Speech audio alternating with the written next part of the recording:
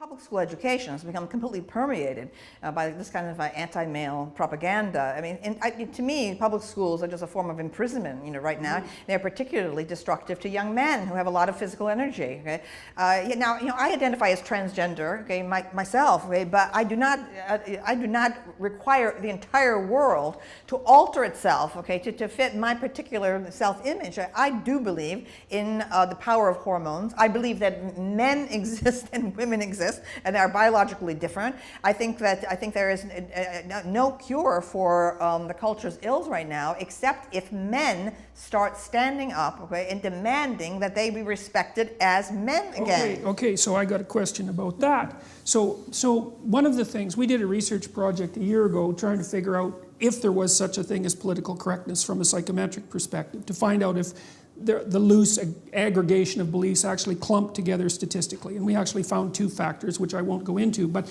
then we looked at things that predicted adherence to that politically correct creed. And there were a couple that were surprising. One was being female was a predictor. The personality attributes associated with femininity, so that would be agreeableness and higher levels of negative emotion, were also both independent predictors, but so were symptoms of personality disorder, which I thought was really important, because part of what I see happening is that, like, I think that women whose relationship with men has been seriously pathologized cannot distinguish between male authority and competence and male tyrannical power. Like, they fail to differentiate because all they see is the oppressive male. And they may have had experiences that their experiences with men might have been rough enough so that differentiation never occurred, because it has to occur. And you have to have a lot of experience with men, and good men too, before that will occur. But it seems to me that we're also increasingly dominated by a view of masculinity that's mostly characteristic of women who have terrible personality disorders and who are unable to have healthy relationships with men. Now, but here's the problem. You know, this is something my wife has pointed out too. She said, well, men are going to have to stand up for themselves, but here's the problem. I know how to stand up to a man who's unfairly trespassing against me. And the reason I know that is because the parameters for my resistance are quite well defined, which is we talk, we argue, we push, and then it becomes physical, right? Like if we move beyond the boundaries of civil discourse, we know what the next step is. Okay, that's forbidden in discourse with women.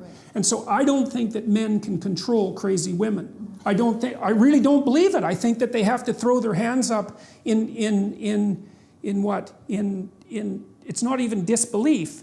It's that there's no step forward that you can take under those circumstances, because if the man is offensive enough and crazy enough, the reaction becomes physical right away, or at least the threat is there. And when men are talking to each other in any serious manner, that underlying threat of physicality is always there, especially if it's a real conversation, and it keeps the thing civilized to some degree. You know, if you're talking to a man who wouldn't fight with you under any circumstances whatsoever, then you're talking to someone to whom you have absolutely no respect. But I can't see any way. For example, there's a woman in Toronto who's been organizing this movement, let's say, against me and some other people who are going to do a free speech event, and she managed to organize quite effectively. And she's quite offensive, you might say. She compared us to Nazis, for example, which, you know, publicly, using the swastika, which wasn't really something I was all that fond of. But I'm defenseless against that kind of female insanity, because the techniques that I would use against a man who was employing those tactics are forbidden to me. So I don't know, like, it seems to me that it isn't men that have to stand up and say enough of this, even though that is what they should do. It seems to me that it's sane women who have to stand up against their crazy sisters and say, look, enough of that, enough man-hating, enough pathology, enough bringing disgrace on us as a gender.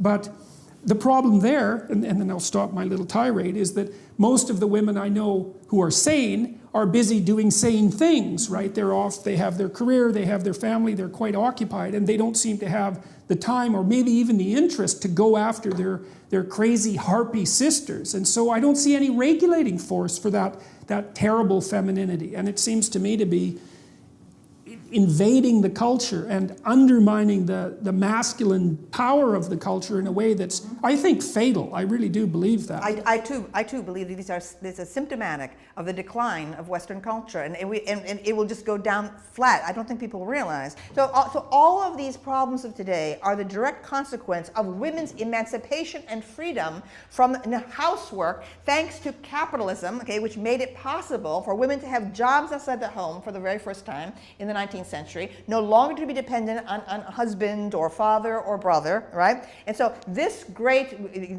thing that's happened to us, that allowing us to be totally self-supporting, independent agents, has produced all this animosity between men and women, because the women feel unhappy. Women today, wherever I go, whether it's Italy or Brazil or England or America, okay, or Toronto, okay, the upper middle class professional women are unhappy, miserable. They don't know why they're unhappy. They want to blame it on men, okay? The men must change. Men must become more like women. No, that is the wrong way to go, okay? It's when men are men, okay, and understand themselves as men, are secure as men, then you're going to be happier. Yeah, well, there's nothing more dangerous than a weak man. Yeah, absolutely, okay, and especially all these quislings, okay, spouting feminist rhetoric. When I hear that, okay, it makes me sick. But here's the point. Men and women have never worked side by side, ever. Maybe on the farms, okay, when you were like, maybe one person's in the potato field, the other one's over here in the doing tomatoes